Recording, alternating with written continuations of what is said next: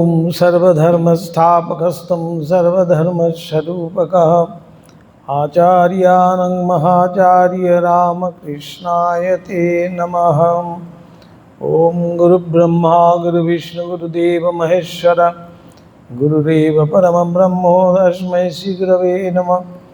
मन्नाथ श्री जगन्नाथ मद्गुरु श्री जगद्गुरु मुदात्मा सर्वभूतात्मा तस्मै श्री गुरवे नमः।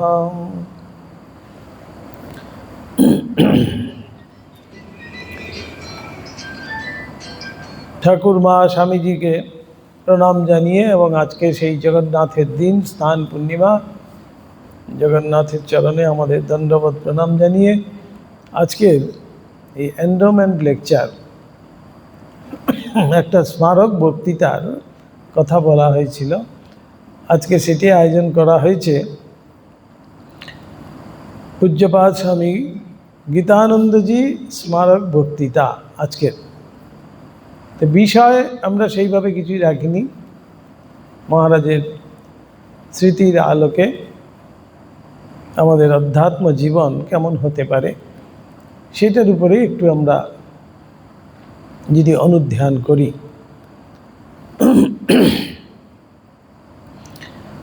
প্রথমেই বলি এই এন্ডোমেন্টের উদ্দেশ্য। আমি প্রথমে এখানে হাফলংয়ে আসার পরেই কলকাতার অনেক অনুরাগী ভক্তরা, বিশেষ করে মহারাজের কাছে যারা দীক্ষিত, তারাই সেই আগ্রহ প্রকাশ করেছেন যে মহারাজের নামে যদি একটা এন্ডোমেন্ট অর্থাৎ সেটা পার্মানেন্ট ফান্ড সেটি হবে এবং সেই ফান্ডের থেকে যা আমাদের ইন্টারেস্ট আসবে সেটা আমাদের এই ছেলেদের শিক্ষার ব্যাপারে আমরা খরচা করব। এইভাবে অনেকেই অনুরাগী যারা ভক্তরা তারাই কিন্তু প্রথমে সেটি এই প্রপোজাল দিয়েছিলেন। সেই অর্থেই আমরা মনে করেছি এই স্নান পূর্ণিমার দিন সেটি বিশেষ একটা দিন, সেই দিনটাই যদি করা যায়। এই স্নান পূর্ণিমা জগন্নাথের স্নানযাত্রা বলা হয়, এটাকে দেবস্নানও বলা হচ্ছে, দেবস্নান পূর্ণিমা। এই দিন দেবতারা সবাই চান করে, কিন্তু আজকে কিছু না হলেও একটু কিন্তু কোথাও না কোথাও, কলকাতায় বলছি প্রচুর বৃষ্টি হচ্ছে, এখানেও কিন্তু বৃষ্টি হবেই, দেবস্নান। তাই দেবতারাই কিন্তু সেই বৃষ্টির জলও যেন জোগাড় করে রাখে সর্বত্র। এই সময়ে একটু হলেও কিন্তু বৃষ্টি হবেই। এই দিনটায় বিশেষ করে জগন্নাথের, আমরা সবাই জানি জগন্নাথকে, সেই পুরীর জগন্নাথ, সেখানে 108 ঘড়া জল দিয়ে জগন্নাথকে স্নান করানো হয় আজকের দিনে। এই স্নান পূর্ণিমার সাথে অনেকগুলো যুক্ত আছে কিন্তু, যেমন সেখানে আমাদের বৃন্দাবন লীলায় আছে শ্রীকৃষ্ণ একবার খুব শিরপীড়ায় আচ্ছন্ন হলেন, অর্থাৎ মাথার যন্ত্রণা। এখন এই মাথার যন্ত্রণা যাবে কিসে? বৈদ্য বললেন যে খুব করে চন্দন লাগাতে হবে মাথায়। তো শ্রীকৃষ্ণের মাথায় এত চন্দন লাগিয়েছে, কিছুদিন পরে সেই মাথা ব্যথা তো গেছে ঠিকই, এখন এই চন্দন তো ধুতে হবে। এত চন্দন লাগিয়েছে, তার তো আর সেবকের অভাব নেই, সবাই মিলে খুব করে চন্দন লাগিয়েছে। সেই চন্দন লাগানোটাকেই হলো গিয়ে আমাদের এই স্নান পূর্ণিমার আগেই হলো গিয়ে চন্দন যাত্রা। সেখানে খুব করে চন্দন লাগানো হয়। এই চন্দন ধোয়ার জন্যই এইবার শ্রীকৃষ্ণের ভক্ত সব ঘড়া ঘড়া জল এনে এনে ঢালছে। সেই জল ঢালার পরে সত্যিই কিন্তু শ্রীকৃষ্ণ অসুস্থ হয়ে গেলেন। এই যে জগন্নাথের অনবসর, যে একেবারে তিনি গুপ্তভাবে এবার বিশ্রামে চলে যান। এই 15 দিন কিন্তু আর জগন্নাথের দর্শন হবে না। তো শ্রীকৃষ্ণ তখন কিন্তু এত সত্যিই জ্বর হয়ে গেছিল, তিনিও কিন্তু বিশ্রামে চলে গেছিলেন। তারপরে রথের আগে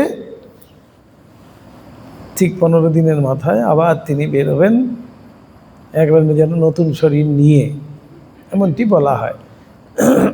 তাই এই স্নান পূর্ণিমার সাথে অনেক কিছুই কিন্তু যুক্ত রয়েছে। আর আজকে আরেকটি দিন হলো গিয়ে আজকে পরম পূজ্যপাত বিরজানন্দজির তিথি পুজো। আজকে বিরজানন্দজির জন্মদিন। বিরজানন্দজি ছিলেন আমাদের গীতানন্দজি মহারাজের গুরু। সেই অর্থে আজকের দিনটি আমরা বেছে নিয়েছি, যেহেতু মহারাজের উদ্দেশ্যে মহারাজের নাম করে এই স্মারক বক্তৃতা, সেই জন্য এই দিনটাই আমরা বেছে নেওয়া হয়েছে। তা এখন যদি বলতে হয় বিরজানন্দজির জীবনী আমাদের কাছে যদি আমরা দেখতে চাই, খুব কঠোর জীবন ছিল উনার। বিরজানন্দজি কত বড় তপস্বী ছিলেন, তার কিছু কিছু ঘটনা যদি আমরা একটু অনুধ্যান করি। তিনি প্রথম ঠাকুরের পার্শ্বদের মধ্যে প্রথম, কিন্তু পার্শ্বদের পরে আর কি প্রথম এসে রামকৃষ্ণ সঙ্গে যোগদান করেন এই বিরজানন্দজি সেই বরানগর মঠে। সেই সময় বিরজানন্দজির স্মৃতি কথায় রয়েছে, স্বামীজি সেখানে নিয়ম করেছেন, খাওয়া পড়া পাও আর না পাও, পড়াশোনা করতে হবে। প্রতিদিন দুপুরবেলায় স্বামীজি সবাইকে নিয়ে বসতেন পড়াশোনা করানোর জন্য, শাস্ত্র পাঠ করাতেন।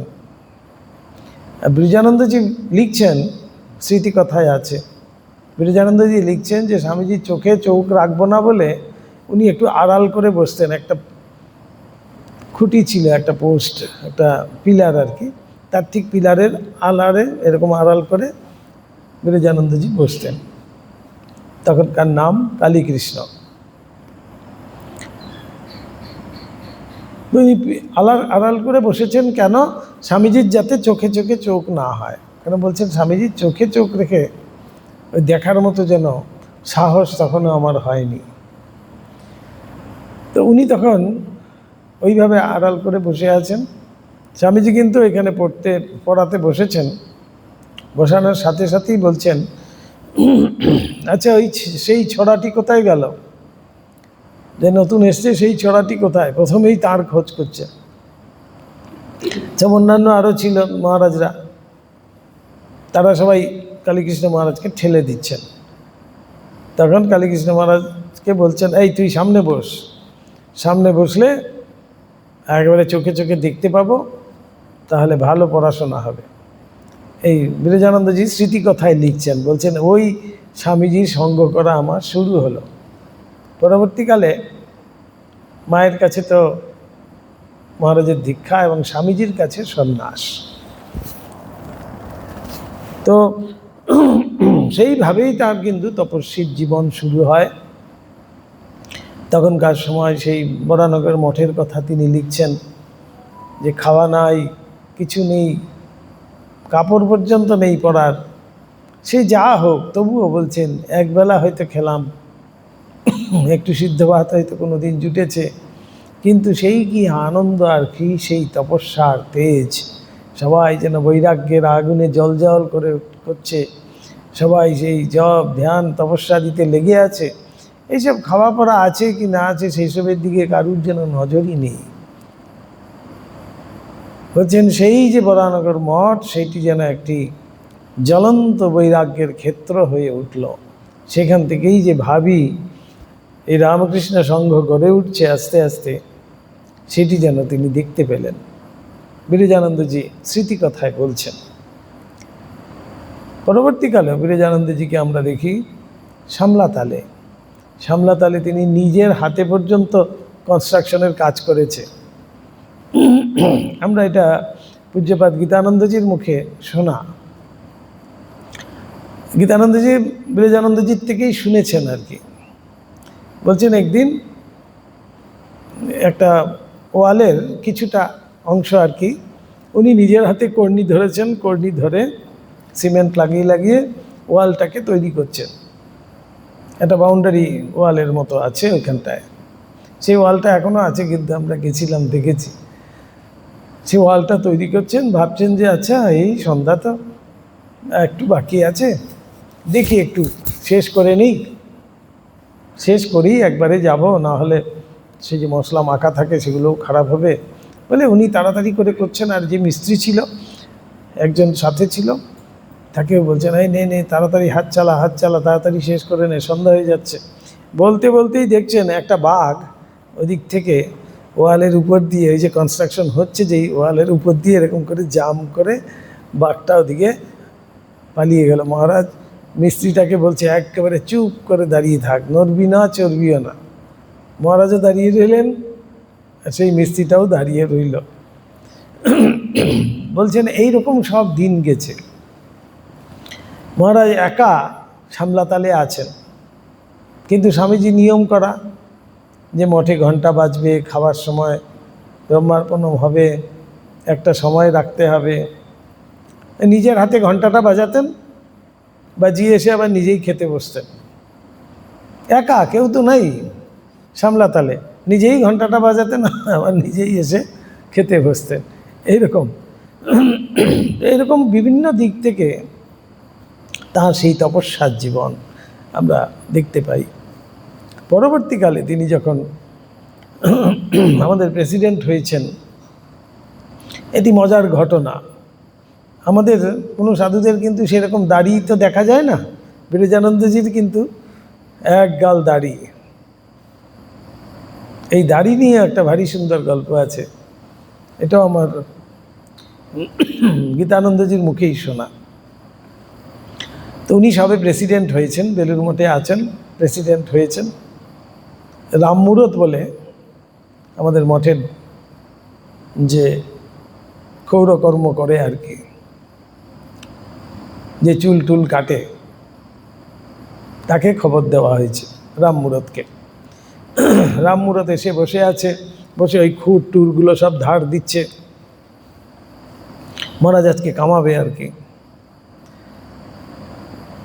আর মহারাজ ওই চাটা খেয়ে একটু পেপারটা দেখছিলেন, জাস্ট একটু পেপারটা খুলে প্রথম পেজটার মধ্যে দেখছেন বড় করে একটি মহারাজের মুখের ছবি, আবার নিচে লেখা আছে বেলুর মঠ মিশনের ষষ্ঠ অধ্যক্ষ শ্রীমৎ স্বামী বিরজানন্দজি বলে এরকম একটা ছবি, মহারাজের ছবি বেরিয়েছে। মহারাজ তাড়াতাড়ি রামমূরতকে ডেকে বলছে, আরে রামমূরত দেখ দেখ দেখ, আমাকে এইভাবেই সবাই চেনে, আর আমার দাড়ি কাটা যাবে না, আমার এই ছবি বেরিয়ে গেছে, আমার আর কিন্তু দাড়ি কাটা যাবে না। ওই তিনি দাড়ি রেখে দিলেন।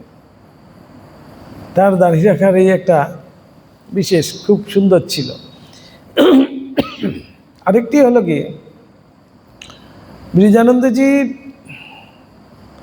তপস্বী ছিলেন কিন্তু মেজাজি, খুব মেজাজিও ছিলেন, মানে অর্থাৎ রাশভারী লোক, আবার স্নেহশীলও ছিলেন। মহারাজ নিজে সঙ্গ করেছেন, মহারাজ তো সেবাও করেছেন আমাদের গীতানন্দজি। ওনাকে যখন সেবা করার কালেও বিভিন্ন সময় মহারাজ খুব জোর দিয়ে মহারাজকে খাওয়াতেন, বিরজানন্দজিকে খাওয়াতেন। মহারাজ হয়তো খেতে চাইতেন না, কিন্তু মহারাজ কিছুতেই নাছোড়বান্দা, কিন্তু না খাইয়ে ছাড়বেন না, একদম মায়ের মতো করে যেন খুব যত্ন করে মহারাজকে খাওয়াতেন। তো এরকম বিভিন্ন সময়ে বিভিন্ন যে দিকগুলো মহারাজ বলতেন আমাদেরকেও।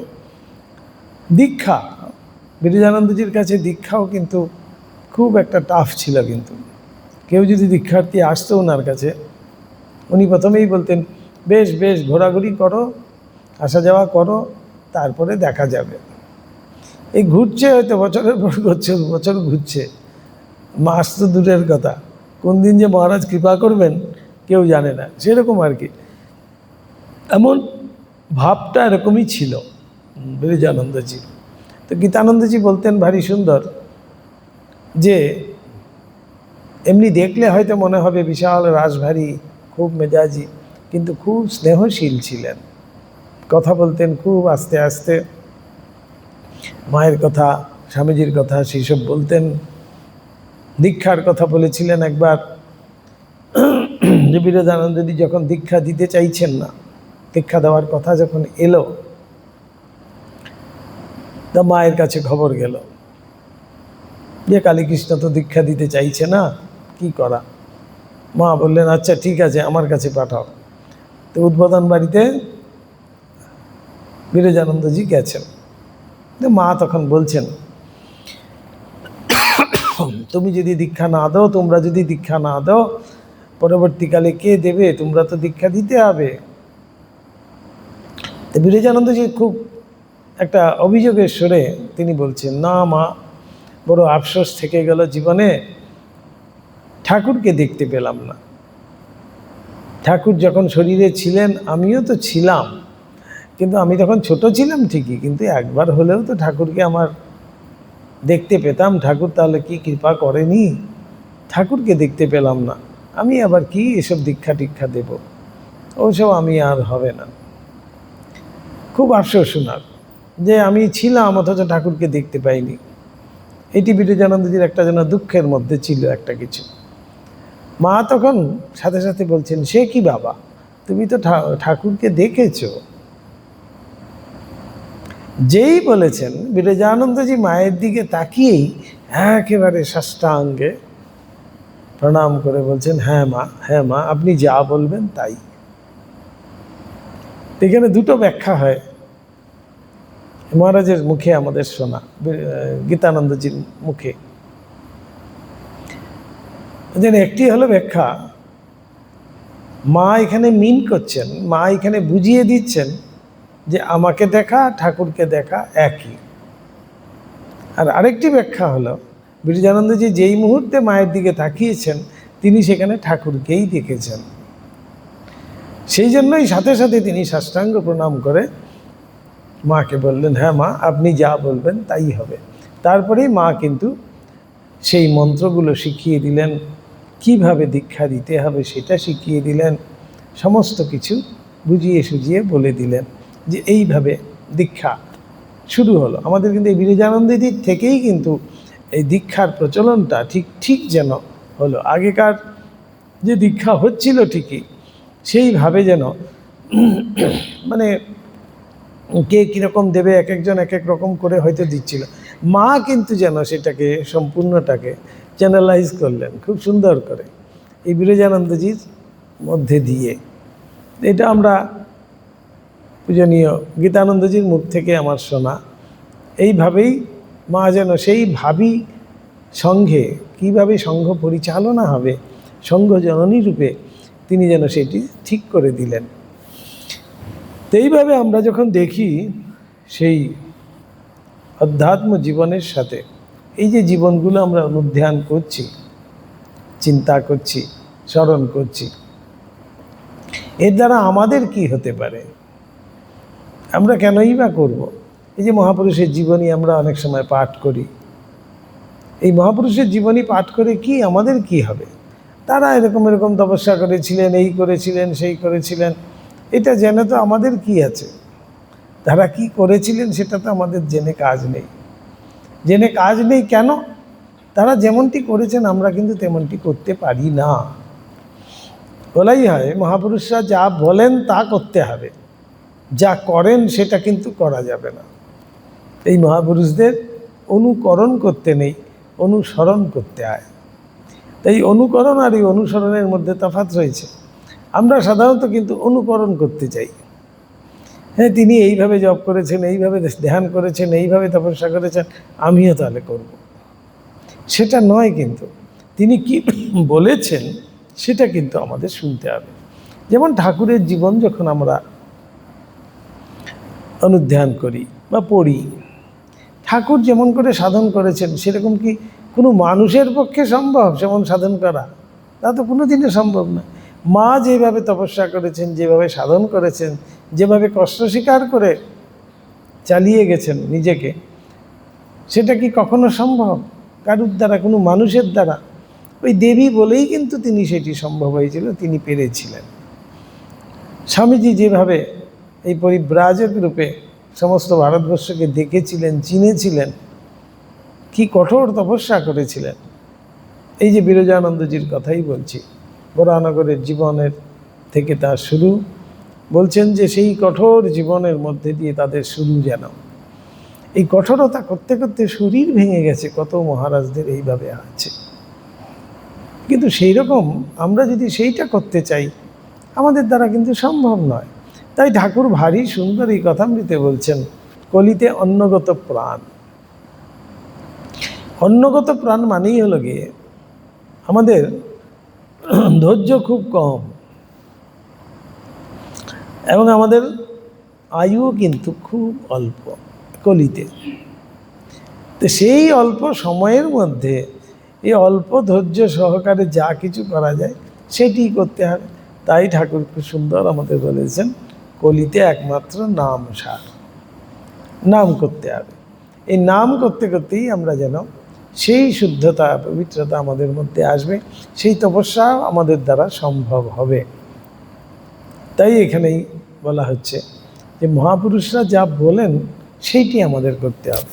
তাই সেই সব জীবন যখন আমরা অনুধ্যান করি, সেখান থেকে প্রথমেই আমাদের দেখতে হবে তারা কি বলে গেছে, কি করে গেছেন। সেটা আমাদের কাছে হয়তো একটা উদ্দীপনা জাগাবে, একটা উৎসাহ হয়তো আমাদের প্রদান করবে ঠিকই, যে এমন করে কষ্ট করেছেন তারা। এই যেমন আমরা বিভিন্ন আশ্রমগুলোতে দেখি কত কষ্ট করে করে এক একটি আশ্রম হয়তো দাঁড়িয়েছে, কত জনের কত আত্মত্যাগ এই বিভিন্ন আশ্রমের সাথে জড়িত হয়ে আছে। তাইলে সেখানে যদি আমরা মনে করি যে সবাই সেরকম আত্মত্যাগ করতে পারবে, সবাই সেরকমভাবে খাটতে পারবে, সবাই সেরকম করতে পারবে, তা কিন্তু নয়। তাই খুব সুন্দর সেই সেতুবন্ধনে, রামের সেতুবন্ধতে কী হয়েছিল, সেটা কাঠবিড়ালি চিন্তা করলো যে সবাই এত রামকে সাহায্য করছে, আমি একটু কিছু করতে পারবো না?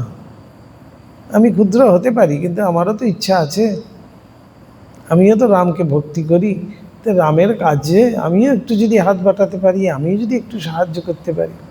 সেই ছোট্ট ছোট্ট পাথর মুখে করে নিয়ে এসে সে নলকে দিচ্ছে এনে, সেই পাথরগুলোও দিচ্ছে এখানে। তখন রামজি দেখে খুব খুশি হয়েছিলেন। বলছে সে দেখতে হয়তো ক্ষুদ্র, তার হৃদয়টা কিন্তু অনেক বড়। তাই বলাই হয় সেই কাঠবিড়ালির গায়ের উপরে খুব সুন্দর এরকম একটা দাগ আছে না, সেই রামজি নাকি তার পিঠে হাত বুলিয়েছিলেন, সেই থেকে সেই রাম তিলকের মতো সেই ছাপটা যেন কাঠবিড়ালির গায়ে পড়ে গেছে। এমন খুশি হয়েছিলেন যে এইগুলোই হলো গিয়ে যে আমি ক্ষুদ্র, আমার দ্বারা কিছু সম্ভব নয়, এইটি ভেবে যদি আমি পিছিয়ে যাই তাহলে ভুল।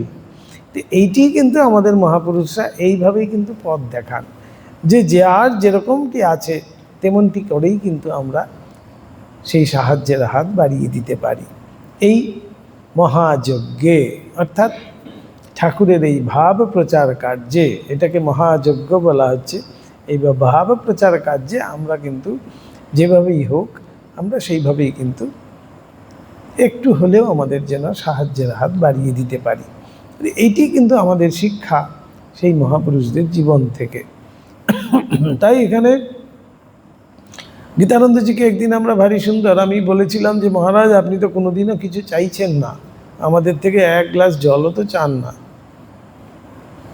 বলছে সবই তো দিয়ে রেখেছ, আবার কি চাইবো? তারপরেই বললেন, হাত দুটো দেখিয়ে আমাকে বলছেন, হাতটা যত উপর করে রাখবে ততই শান্তি, যত চিৎ করবে ততই কষ্ট। এই একটি এত সুন্দর একটি ছোট্ট কথার মধ্যে একটা চরম শিক্ষা যেন দিচ্ছে। অর্থাৎ উপর করা মানেই হলো গিয়ে আমরা আমাদের তৃপ্তি হয়ে গেছে, আমাদের আর দরকার নেই, আমি কিছু চাই না, এটাই উপর করেছি। টেবিল কালচারে আছে না, টেবিল কালচারে আজ কিন্তু আছে, চামচ কখনো কিন্তু এরকম করে রাখতে নেই। আমার খাওয়া শেষ হয়ে গেছে মানে চামচটাকে উল্টে রাখতে হবে, না হলে কিন্তু যে কোনো সময় ওয়েটার এসে আবার কিছু দিয়ে দেবে। এটা টেবিল কালচারে আছে, ইংলিশ কালচারে। এই যে তাহলে এখানেই বলা হচ্ছে, মহারাজ এমন করে সুন্দর বোঝালেন যে যত হাত চিৎ করবে ততই কিন্তু দুঃখ, অর্থাৎ যত কিছু নেব ততই কিন্তু সমস্যা। দেখছি তো এই বিভিন্ন জায়গার থেকে কেউ যদি একটু টাকা দিল, ইউসির জোগাড় করতে করতে মাথা খারাপ হয়ে যাচ্ছে। এদিক থেকে আমাদের বেলুড় মঠ হেডকোয়ার্টার সবসময় চাপ দিচ্ছে, ইউসি পাঠাও, এদিক থেকে অডিটের রিপোর্ট পাঠাও, এই পাঠাও, সেই পাঠাও। তাই হয়তো মা বলেছেন ভারী সুন্দর যে কারুর কাছে টাকা নিলে কি হয়, তার কাছে মাথাটা কেনা হয়ে যায়। সেজন্য আমার মাথাটা কিনে নিয়েছে, এমনটি হয়ে যায়। তাই দেখুন ঠাকুর সেই সময়কার ঠাকুর সেই লক্ষ্মীনারায়ণের 10,000 টাকা ফিরিয়ে দিচ্ছেন। তা আজকের দিনে আমরা কি ফিরিয়ে দিতে পারবো? আমরা কিন্তু পারবো না। কিন্তু এখানেই দেখুন দৃষ্টিভঙ্গি, আমি হয়তো নেব ঠিকই, ঠাকুরের সেই কথা মনে করে আমি হয়তো নেব, কিন্তু আমার কোনো ব্যক্তিগত কারণের জন্য নেব না, আমার ব্যক্তিগত ব্যবহারের জন্য আমি নিচ্ছি না। এবং যতটুকু পারবো, যতটুকু আমাকে দেখে শুনেই নিতে হবে। তাই যে মঠ মিশন আমাদেরকে এত সুন্দর করে যেন পরিচালিত করছে, যে এই জিএসটি, এই ইউসি, এই ইত্যাদি ইত্যাদি, যে সমস্ত কিছু ট্যাক্স পেমেন্ট করে, যে হোয়াইট মানি ঠিকঠাক আমাদেরকে যেন সৎ পথে সেই দানও যেন দেওয়া হয়। অসৎ পথের দান আমরা নিতে পারি না, ঠাকুরের সেবায় লাগে না। তাই বলাই হচ্ছে এখানে যে আমার ব্যক্তিগত কারণের জন্য তো আমি কারোর থেকে কিছু নেব না, কিন্তু বৃহত্তর স্বার্থে, হয়তো ক্ষুদ্রতর স্বার্থে আমার জন্য আমি কিছু নিচ্ছি না, বৃহত্তর স্বার্থের জন্য আমি হয়তো কারুর হাতে চিৎহাত করছি ঠিকই, চিৎহাত করছি ঠিকই, কিন্তু সেই অর্থ বা সেই দান দিয়ে আমি কি করছি সেইটি বড় কথা।